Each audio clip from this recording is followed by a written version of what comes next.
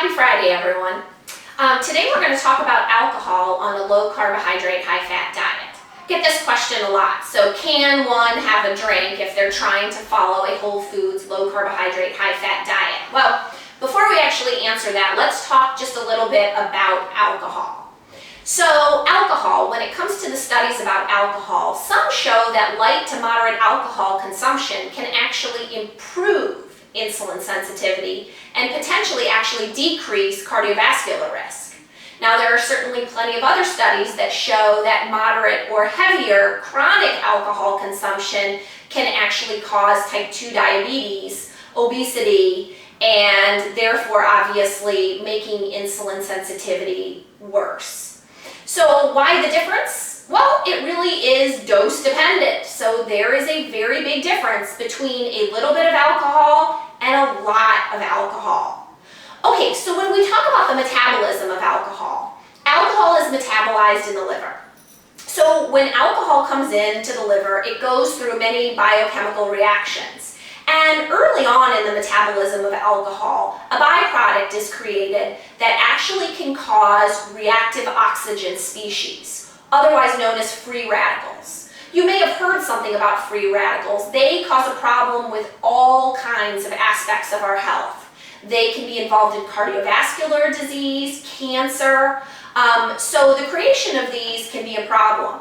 Now, during that step, one of the things that we also know is someone who is otherwise following a nutrient-dense diet and has enough micronutrients, remember our discussion last week, those reactive oxygen species can actually be neutralized, if you will, by an adequate micronutrient balanced diet.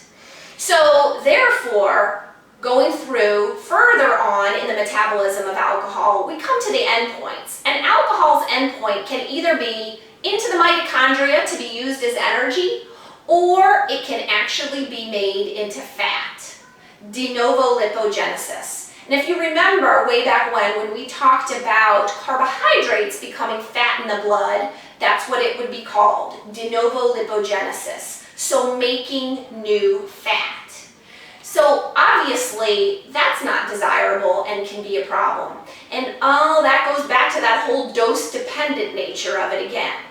Well, when we look at this de novo lipogenesis, of course we know also carbohydrates can create de novo lipogenesis. And so therefore there's been a lot of parallels drawn between the metabolism of alcohol and the metabolism of fructose specifically in the carbohydrate world. In fact, there's been some great papers written by Dr. Robert Lustig, who's been a wonderful pioneer in the anti-fructose movement, written on this subject. And with today's lecture, just like last week, I'm going to post a couple of resources for you for extra reading if you want. And one is a really great paper by Dr. Lustig comparing fructose metabolism to alcohol metabolism. So if you're interested in this, I highly recommend reading that further. All right, so alcohol eventually can wind up as fat. And if we drink too much of it, it can wind up as a lot of fat in the liver, the last place we want fat to be, because of course that creates the scenario for insulin resistance. Alcohol also has 7 calories per gram, which puts it different from the 4 calories per gram that we see in carbohydrates and proteins, and the 9 calories per gram in fat. So caloric-wise, it falls right in the middle. Alcohol is pretty much considered empty calories. Now, alcohol does not create an insulin response. So when we drink alcohol, we won't have that spike. Now, it doesn't mean that things that come along with the alcohol might not cause an insulin response, but alcohol itself does not. So let's get back to our question. Can you drink alcohol on a low-carb, high-fat diet? And the answer is, it all depends on what kind and how much. So ultimately, you can enjoy an occasional glass of wine or an alcoholic drink. You just have to be cautious of how frequently you do it, how much you have at a setting, and what kind of carb content comes along with the alcohol. So a glass of wine, of a few times a week is going to be something that's going to be fine. Alcohol, wine as a general rule has about a carb an ounce. So figure that a glass of dry red or dry white wine, 5 ounces in a portion size, has roughly 5 carbs. Harder alcohol like vodka, gin, they don't have any carbohydrates to go with them. They do still have fat, they still have the potential for de novo lipogenesis, but really the most important thing if they are being consumed in light to moderate quantities is what they're being mixed with. That's what you have to be cautious about. So instead of a rum and Coke, make sure you choose a rum and a Diet Coke.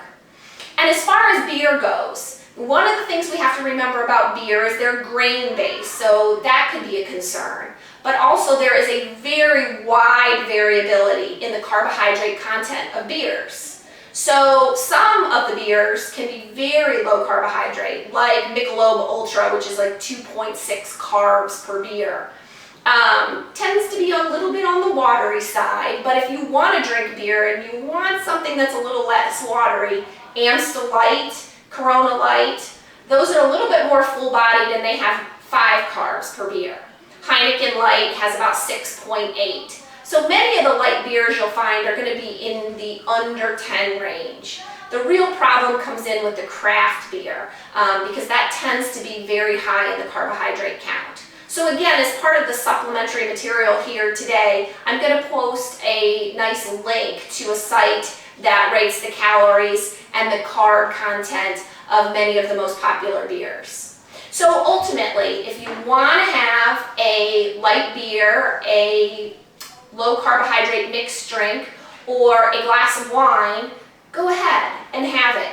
Just remember, we want to keep the portion sizes in control, we want to keep the frequency of it in control, and we always want to make sure we know what the carb content of each individual drink actually is. I hope this helps with this question. Everyone, have a wonderful weekend. Thanks.